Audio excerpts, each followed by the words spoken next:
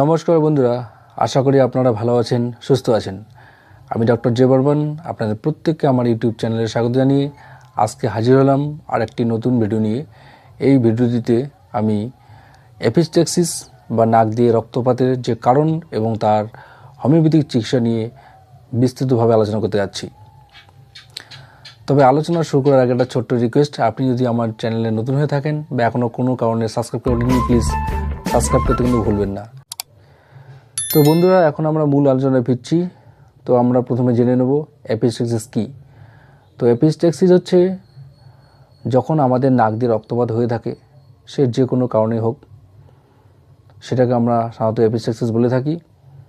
আর এখন যদি এর কারণগুলি নিয়ে আমরা আলোচনা করি, তো প্রথম যে কারণটি সেটা হচ্ছে ট্রমা বা আঘাত। সদ্য নাকে আঘাত লাগার জন্য হতে পারে, আবার কোনো পুরনো দিনের আঘাত থেকেও কিন্তু আমাদের নাক দিয়ে রক্তপাত হতে পারে। নাম্বার 2 হচ্ছে অ্যালার্জি। অনেকের এত অ্যালার্জি থাকে বা বারবার হাঁচি হয়ে থাকে, সেখানে কিন্তু আমাদের অনেক সময় মিউকাস মেমব্রেন রাপচার হয়ে গিয়ে কিন্তু রক্তপাত হয়ে থাকে। নাম্বার 3 হচ্ছে হঠাৎ করে ড্রাই এয়ারে যাওয়া বা শুকনো বাতাসের মধ্যে যাওয়া বা যেখানে হিউমিডিটি খুবই কম, সেই ধরনের ওয়েদারে গেলে আমাদের যে নাকের মিউকাস মেমব্রেন থাকে সেটা ড্রাই হয়ে ফেটে গিয়ে রক্তপাত হতে পারে। নেক্সট হচ্ছে মেডিসিনাল কজ, যেমন অনেকেই অ্যান্টিকোয়াগুলেন্ট মেডিসিন খেয়ে থাকেন, সেখান থেকে কিন্তু এই এপিস্টেক্সিস বা নাক দিয়ে রক্তপাত পড়ার মতো ঘটনা ঘটতে পারে। এরপরে বিভিন্ন ধরনের মেডিসিনাল কন্ডিশন, যেমন উচ্চ রক্তচাপ বা হাইপারটেনশন, এছাড়াও ব্লিডিং ডিসঅর্ডার যেমন হিমোফিলিয়া, এই ধরনের রোগে আক্রান্ত রোগীদের কিন্তু নাক দিয়ে রক্তপাত হতে পারে। তো বন্ধুরা, এখন আমরা জেনে নেব যে কোন কোন হোমিওপ্যাথিক ওষুধের মাধ্যমে আমরা এই এপিস্টেক্সিস বা নাক দিয়ে রক্ত পড়ার হাত থেকে মুক্তি পেতে পারি। তো বন্ধুরা, এক্ষেত্রে প্রথম যে হোমিওপ্যাথিক মেডিসিন সেটা হচ্ছে আর্নিকা মন্টেনা। সে সদ্য আঘাত পেয়ে হোক বা পুরনো দিনের কোনো আঘাত থেকে হোক, যদি আমাদের নাক দিয়ে রক্তপাত হয়ে থাকে এবং আমরা যদি বুঝতে পারি যে এটা টোটালি আঘাতজনিত কারণে হচ্ছে, সেখানে কিন্তু আর্নিকা মন্টেনা খুবই গুরুত্বপূর্ণ হোমিওপ্যাথিক মেডিসিন। তো রিসেন্ট কেস হলে সেখানে আমরা 30 পোটেন্সি ইউজ করতে পারি, আর যদি ক্রনিক কেস হয়ে থাকে সেখানে 200 থেকে 1 M পোটেন্সি পর্যন্ত ব্যবহার করা যেতে পারে। এরপর নেক্সট হোমিওপ্যাথিক মেডিসিন হচ্ছে চায়না অফিসিনালিস।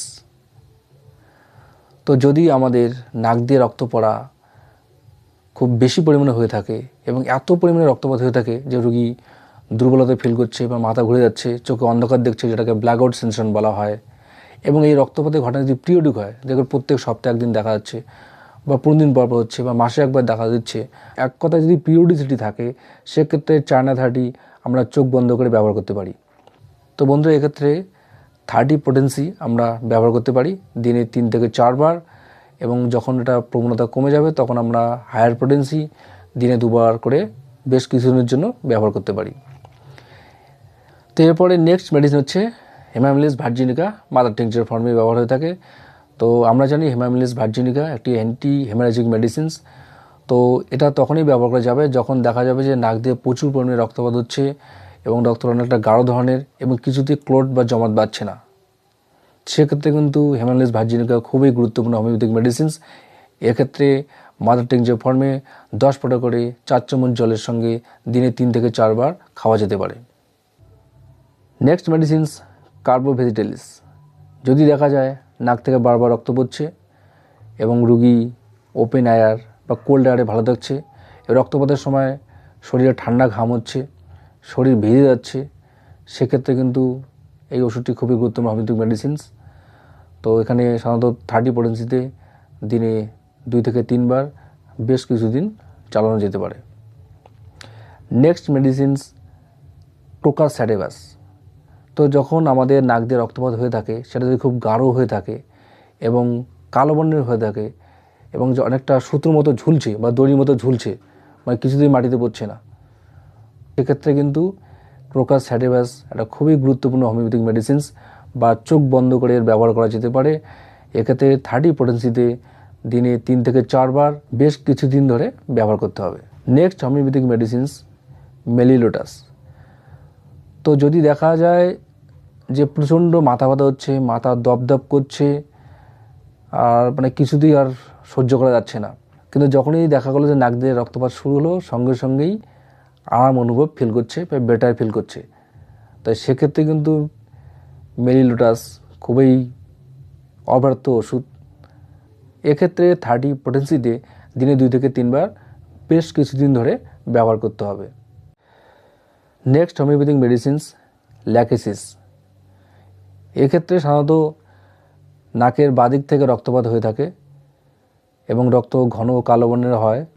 এখানেও কিন্তু রক্তপাতের পরে রোগী কিন্তু ওটা উপশম বা বেটার ফিল করে থাকে। বন্ধুরা, এর বাইরেও কিন্তু অনেক হোমিওপ্যাথিক ওষুধ রয়েছে যেটা অ্যাপেন্ডিক্সের ক্ষেত্রে খুবই ভালো রেজাল্ট দিয়ে থাকে। আর আমরা জানি যে হোমিওপ্যাথিক ওষুধগুলি টোটালি সিমটমের উপর বেস করে সিলেক্ট করা হয়ে থাকে কোন রোগীকে কোন ওষুধ দেওয়া হবে। তো অবশ্যই যদি এরকম ওষুধ আপনাদের জানা থাকে নিশ্চয়ই কমেন্ট সেকশনে জানাবেন। আর এর প্রসঙ্গে একটা কথা না বললেই নয় যে রক্তক্ষরণ যদি 20 মিনিটের বেশি হয়ে থাকে বা অতিরিক্ত পরিমাণে রক্তপাত হয়ে থাকে, যার দরুন রোগীর মাথা ঘুরছে, ঝিনঝিন করছে বা চোখে অন্ধকার দেখছে, সেক্ষেত্রে কিন্তু অবশ্যই ইমার্জেন্সি ম্যানেজমেন্টের জন্য রোগীকে হসপিটালাইজড বা এরকম বেটার ফ্যাসিলিটিতে পাঠাতে হবে। তো বন্ধুরা, এর সঙ্গে আমি একটা ছোট্ট প্রেসক্রিপশন দিচ্ছি। ধরুন অ্যাপেন্ডিক্সিস বা নাক দিয়ে রক্তপাত হচ্ছে, সেক্ষেত্রে আপনি কোনো ওষুধই সিলেকশন করতে পারছেন না।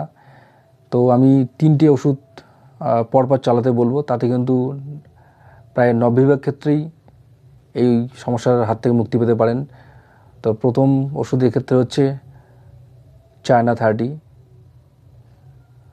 3 ঘন্টা পর পর খাওয়া যেতে পারে। তার 15 মিনিট পরে আমরা নাক্স ভূমিকা 30 ওই 3 ঘন্টা পর পর চালাতে পারি।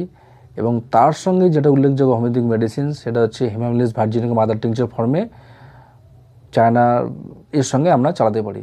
ধরুন প্রথমে আপনি চায়না 30 খাওয়ালেন, তারপর 15 মিনিট পরে নাক্স ভূমিকা দেওয়া হলো, তার 15 মিনিট পরে 4 চামচ জলে 10 ফোঁটা হেমামিলিস ভার্জিনিকা মাদার টিংচার যদি রোগীকে দেওয়া যায়, সেক্ষেত্রে কিন্তু আমরা প্রায় প্রত্যেকবারই ভালো রেজাল্ট পেয়ে থাকি। তো বন্ধুরা, ভিডিওটি আজকে এখানে শেষ করছি। যদি ভালো লেগে থাকে অবশ্যই লাইক শেয়ার কমেন্ট করে জানাবেন। এরপরে দেখা হবে আরেকটি কোনো গুরুত্বপূর্ণ হোমিওপ্যাথিক মেডিকেল ভিডিও নিয়ে। তো ভালো থাকবেন, সুস্থ থাকবেন, ধন্যবাদ।